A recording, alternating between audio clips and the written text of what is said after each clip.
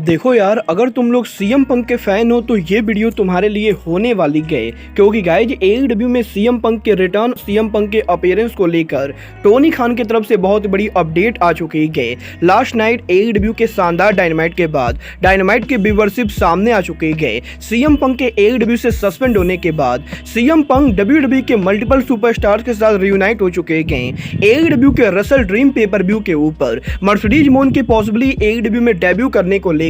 Tony Khan ने media scrum में बात की गई। एडब्ल्यू से कोडी रोड्स के लीव करने के बाद कोडी रोड्स एडब्ल्यू के अंदर किस चीज को मिस करते गए, इसको लेकर कोडी ने काफी बड़ा खुलासा कर दिया है। तो गाइज वहीं एडब्ल्यू के अंदर ऑल इन पेपर व्यू के बाई रेट के जरिए एडब्ल्यू कंपनी एक नया रिकॉर्ड बनाने वाली है। तो गाइज चलिए बिना किसी देरी के शुरू करते हैं इस वीडियो को। और गाइज सबसे पहले बात करेंगे एडब्ल्यू के डायनामाइट के व्यूवरशिप की। अगर बात करें यहाँ पर एडब्ल्यू के डायनामाइट के व्यूवरशिप की, तो गाइज जैसा कि आप लोग को याद होगा, लास्ट वीक जब एडब्ल्यू ने उनका डायनामाइट किया था तो गाइज डायनामाइट शो को अमेरिका में करीबन 8,70,000 व्यूवरशिप मिली थी, जो कि एडब्ल्यू के ऑल इन का गो होम एडिशन डायनामाइट था। बट गाइज यहीं इस हफ्ते जब एडब्ल्यू ने ऑल इन का फॉलआउट डायनामाइट कराया तो गाइज एडब्ल्यू के इस हफ्ते के डायनामाइट की व्यूवरशिप भी एग्जैक्टली लास्ट वीक के बराबर है, क्योंकि गाइज इस हफ्ते एडब्ल्यू के डायनामाइट को अमेरिका में करीबन 8,71,000 व्यूवरशिप मिली गई, मुकाबले सिर्फ 1,000 ज्यादा है। और गाइज यहाँ पर जिस तरीके से एडब्ल्यू के अंदर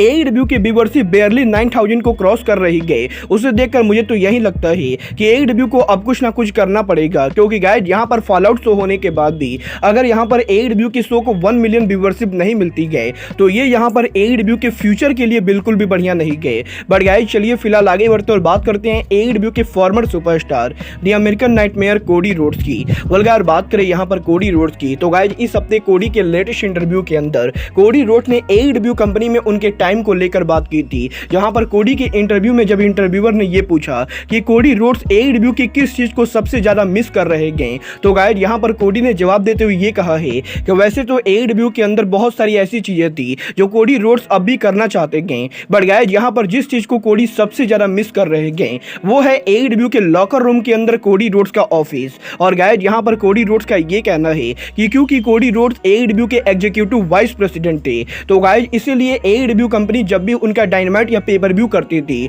तो गाइज एडब्ल्यू के लॉकर रूम के अंदर कोडी रोड्स के लिए एक स्पेसिफिक ऑफिस बनाया जाता था, जहां पर कोडी रोड्स बैठकर एडब्ल्यू के रेसलर से बात करते थे। और गाइज यहां पर कोडी का ये कहना है कि भले ही डब्ल्यूडब्ल्यूई के अंदर कोडी रोड्स को लॉकर रूम के अंदर काफी ज्यादा ऑफिशियल जगह मिलती गई, बट गाइज यहां पर एडब्ल्यू के लॉकर रूम के अंदर कोडी रोड्स को एक स्पेशल ऑफिस दिया जाता था, जहां पर कोडी रोड्स एडब्ल्यू कंपनी को बैक स्टेज से कंट्रोल करते थे। और गाइज कोडी रोड्स एडब्ल्यू के अंदर उनके ऑफिस को काफी ज्यादा मिस कर रहे हैं। गाइज यहाँ पर कोडी का ये भी कहना है कि कोडी रोड्स के एडब्ल्यू को लीव करने के बाद वो उनके ऑफिस के बारे में भूल चुके थे, बट गाइज रिसेंटली एडब्ल्यू के एक रेसलर के द्वारा कोडी रोड्स के ऑफिस की पिक्चर को शेयर किया गया था। और गाइज कोडी रोड्स इस चीज को देखकर बहुत ज्यादा अजीब महसूस कर रहे थे कि अब यहाँ पर एडब्ल्यू के अंदर कोडी रोड्स के ऑफिस को कोई और यूज कर रहा है। वेल गाइज ये तो बात हुई एडब्ल्यू की फॉर्मर सुपरस्टार कोडी रोड्स की। बट गाइज जहां तक बात रही एडब्ल्यू की, तो गाइज यहीं अभी सप्ताह रेसलिंग ऑब्जर्वर डेव मेल्जर की तरफ से एडब्ल्यू के biggest pay per view all in के बाई रेट को लेकर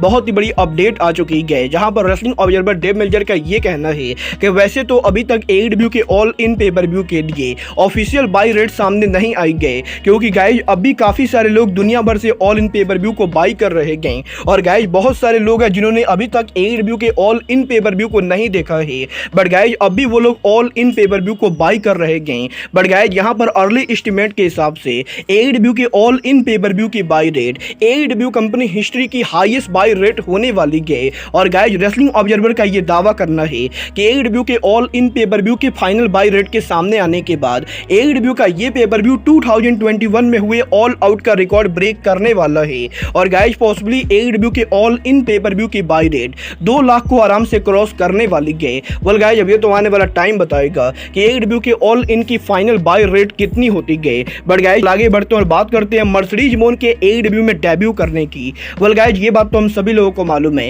एडब्ल्यू के ऑल इन पेपर व्यू के ऊपर मर्सिडीज मोन हमें एडब्ल्यू के कैमराज पर देखने को मिली थी। और गाइज यहीं अब एडब्ल्यू कंपनी मात्र 3 दिनों के अंदर साल का one of biggest pay per view all out करने वाली है। तो गाइज यहीं एडब्ल्यू के ऑल आउट के मीडिया स्क्रम के अंदर टोनी खान ने इस हफ्ते मर्सिडीज मोन के एडब्ल्यू में रिटर्न को लेकर बात की गई, जहां पर टोनी खान का यह कहना है कि कि AEW कंपनी बहुत ही जल्द NJPW के रेसलर्स को लेकर रेसल ड्रीम पेपर व्यू करने वाली गए। और गाइस क्योंकि वो पेपर व्यू NJPW के फाउंडर का ट्रिब्यूट पेपर व्यू गए, तो गाइस टोनी खान ये एक्सपेक्ट करते गए कि NJPW के काफी सारे wrestler wrestle dream pay per view पर अपीयर होंगे। बट गाइस जहां तक बात रही मर्सिडीज मून के रेसल करने की, तो गाइस यहां पर टोनी खान का ये कहना है कि टोनी खान को नहीं लगता है कि मर्सिडीज मून 1 अक्टूबर तक मेडिकली क्लियर होने वाली गई। और गाइस इसीलिए AEW के रेसल ड्रीम पेपर व्यू के ऊपर मर्सिडीज मून AEW में रेसल तो नहीं करेंगी, बट गाइस जिस तरीके से ऑल इन पेपर व्यू के ऊपर मर्सिडीज मून क्राउड में बैठकर AEW के शो को देख रही थी, टोनी खान होप करते हैं कि मर्सिडीज मून रेसल ड्रीम के ऊपर भी अपीयर होंगी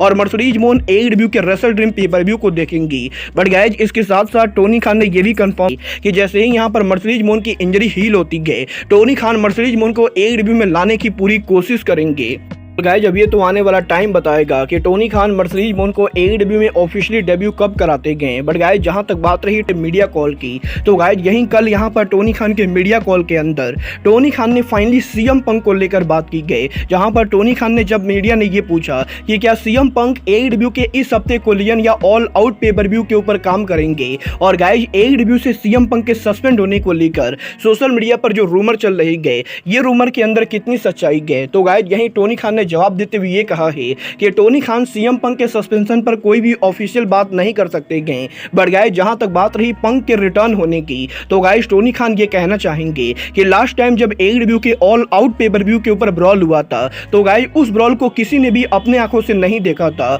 और गाइस क्योंकि यहां पर AEW के लॉकर रूम के अंदर AEW कंपनी कैमराज नहीं लगाते गए, तो गाइस इसीलिए लास्ट ईयर ऑल आउट पर किसकी गलती थी, इसके बारे में अभी भी किसी को सही से नहीं मालूम है। गाइस क्योंकि इस बार AEW के all in pay per view Wembley stadium में हो रहा था और AEW का ये पेपर व्यू AEW का बिगेस्ट पेपर व्यू था, तो गाइज इसीलिए AEW कंपनी ने ऑन स्क्रीन के साथ साथ बैक स्टेज के ऊपर भी हर जगह कैमराज लगाए थे। और क्योंकि CM पंक और जंगल बॉय का इंसिडेंट टोनी खान के सामने गोरिल्ला पोजीशन के ऊपर ही हुआ था, तो गाइज इसीलिए AEW के बैक स्टेज के ऊपर जंगल बॉय और CM पंक के बीच में जो कुछ भी हुआ था वो सब कुछ बैक स्टेज पर कैमरे में रिकॉर्ड हो चुका है। और गाइज इसीलिए टोनी खान ये कह रहे गए कि AEW के ऑल आउट पेपर व्यू के पहले Tony Khan back stage investigation को पूरा करने वाले गए। और गाइस टोनी खान ने मीडिया को यह कंफर्म किया है कि AEW के ऑल आउट पेपर व्यू के पहले AEW कंपनी ये क्लियर करने वाली गए कि CM पंक AEW पर रिटर्न होंगे या नहीं, क्योंकि गाइस यहां पर AEW के इस बार जो इंसिडेंट हुआ है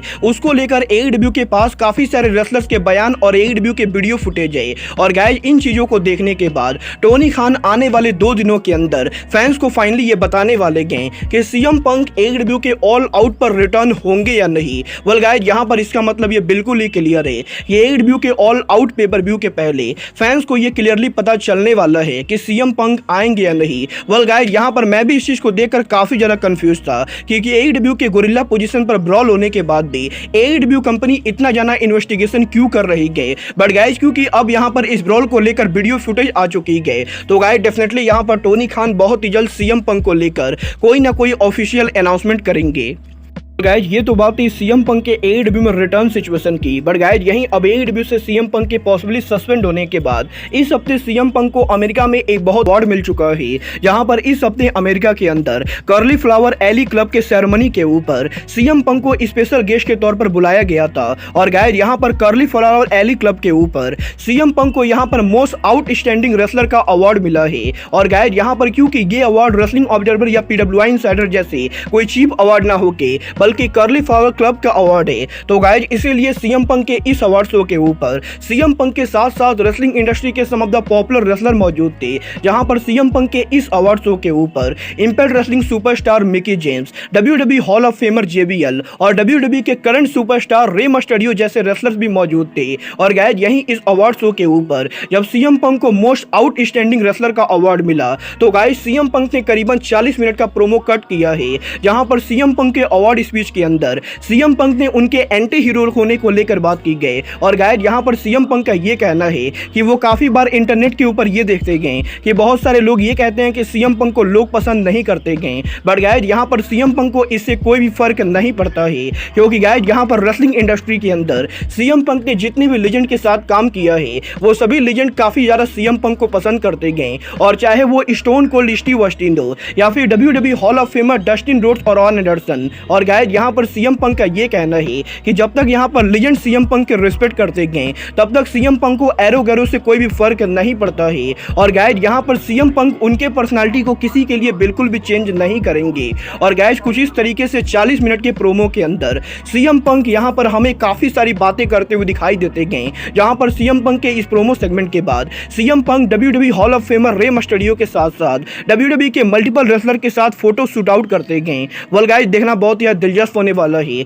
कि सीएम पंक के इस अवार्ड शो पर अपीयर होने के बाद सीएम पंक एडब्ल्यू पर उनका रिटर्न कब करते गए। बट गाइस, फिलहाल के लिए अब आज के इस वीडियो में बस इतना ही। मैं मिलता हूं आपसे अपने अगले वीडियो में। बट गाइस, तब तक के लिए bye, good night and bang.